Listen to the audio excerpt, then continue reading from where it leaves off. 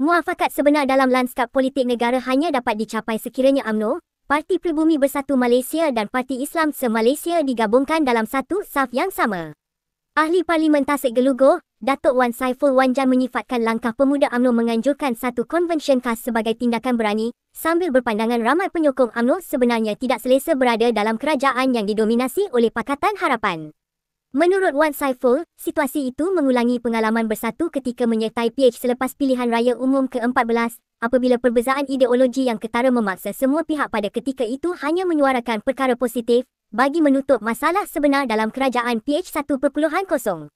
Beliau berkata, jajaran politik yang lebih selesa dan serasi dari segi ideologi adalah apabila UMNO, Bersatu dan PAS berada dalam satu gabungan, memandangkan terdapat banyak persamaan asas antara ketiga-tiga parti berkenaan. Wan Saiful turut mengingatkan bahawa Bersatu pernah bersetuju untuk menyertai Muafakat Nasional, termasuk menerima jemputan rasmi yang ditandatangani oleh Presiden UMNO dan Presiden PAS bagi menyertai gabungan itu. Sehubungan itu, beliau menegaskan semangat muafakat berkenaan perlu dihidupkan semula bagi membentuk satu payung besar parti-parti politik konservatif yang berteraskan falsafah kanan pertengahan.